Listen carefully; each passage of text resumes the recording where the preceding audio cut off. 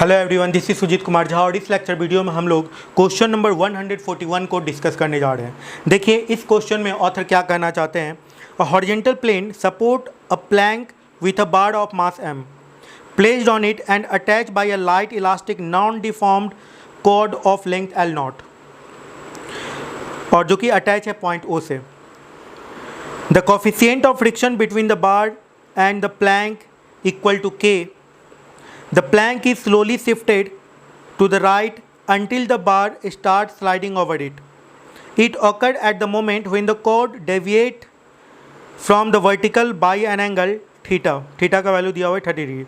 Find the work that has been performed by the moment by the friction force acting on the bar in the reference frame fixed to the plane. देखिए इसमें जो figure दिया हुआ है कुछ इस तरीके का फिगर है कि एक स्ट्रिंग है, इससे एक ब्लॉक कनेक्टेड है जो कि एक बड़े वाले ब्लॉक पे रखा हुआ है।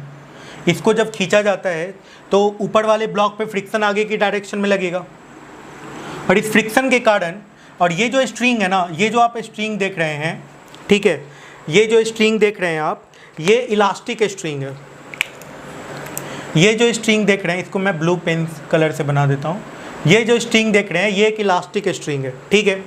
तो ब्लॉक, ये इनिशियल फिगर है, इसको इस डायरेक्शन में स्लोली खींचा जा रहा है, इसका मतलब चेंज इन काइनेटिक एनर्जी 0 है।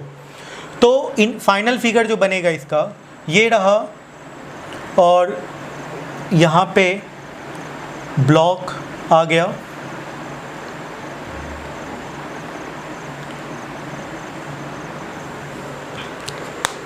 और ये कितना एंगल डेविएट कर चुका है। ये जो एंगल डेविएट किया है ये एंगल है 30 डिग्री जिसको थीटा दे रखे हैं, ठीक है।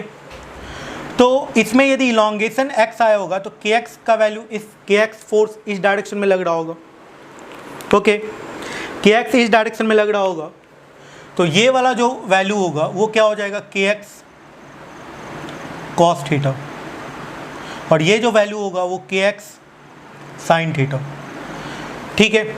और जो छोटा वाला जो ब्लॉक है जिसका मास m दिया हुआ है, इस पे फ्रिक्शन किस डायरेक्शन में लग रहा था, इस डायरेक्शन में। नीचे वाला ब्लॉक इसको आगे के डायरेक्शन में ले जा रहा है फ्रिक्शन की मदद से, तो स्मॉल m ब्लॉक पे फ्रिक्शन आगे के डायरेक्शन में लग रहा होगा। तो इस पे फ्रिक्शन लग रहा है जिसका वैल्यू कितने के बराबर हो जाएगा, म्यू इंटू एन के बराबर, और नॉर्मल ऊपर लगेगा और नीचे इसका mg होगा। तो जो इक्वेशन बनना है यहाँ पे वो कितने के बराबर बनना है, देखिए kx cos theta plus normal, ठीक है, and that is equals to what, mg। तो नॉर्मल का वैल्यू यहाँ से मिल गया आपको mg minus kx cos theta. Normal का वैल्यू कितने के बराबर मिल गया, mg minus kx cos theta. अब एक पॉइंट देखिए, तो म्यू इंटू नॉर्मल का वैल्यू कितने के बराबर हो जाएगा, kx साइन थीटा के बराबर। तो म्यू इंटू नॉर्मल का जो वैल्यू है वो हो जाएगा kx साइन थीटा के बराबर। तो म्यू इंटू नॉर्मल के जगह पे आप पुट कर सकते हैं, नॉर्मल के जगह पे क्या पुट कीजिएगा, mg minus kx cos theta, mg minus kx cos theta and that is equals to kx sine theta, कुछ ऐसा हो जाएगा। ये कितने के बराबर आ जाएगा, mu mg minus mu kx cos theta and that is equals to kx sine theta, ऐसा कुछ आएगा।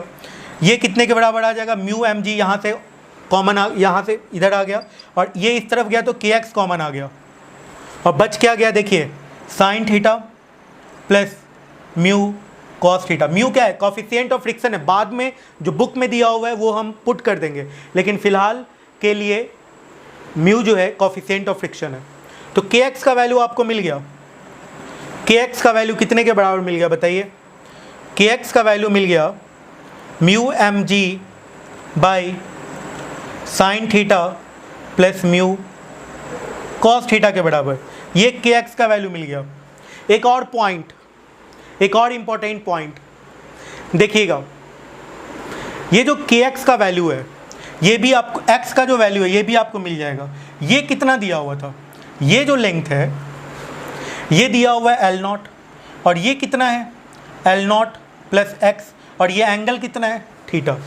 तो कॉस थीटा का वैल्यू कितने के बराबर होगा, कॉस थीटा यहाँ पे हो जाएगा L not by L not plus x, ठीक है, L not by L not plus x.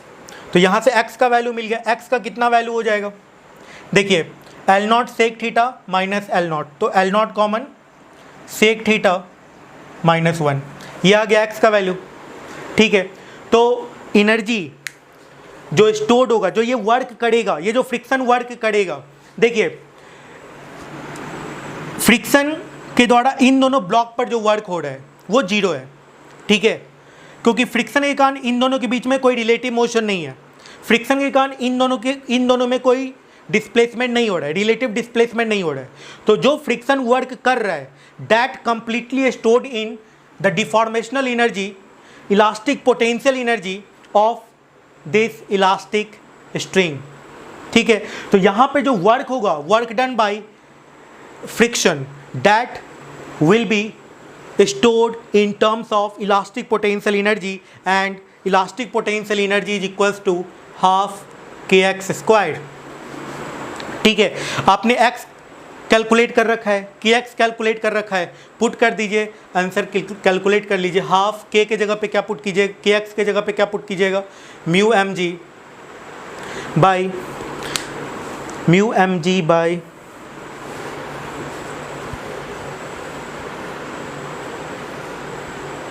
देखिएगा, तो यहाँ पे हाफ के एक्स के जगह पे ये पुट कर दीजिए, तो ये कितना आ जाएगा, mu M G by sine theta plus mu cos theta, ये आ जाएगा।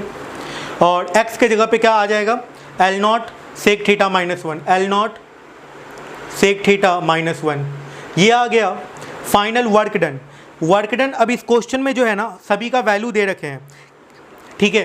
फ्रिक्शन कॉफिशिएंट को इस क्वेश्चन में k दे रखे थे, फ्रिक्शन कॉफिशिएंट को कितना दे रखे थे, k।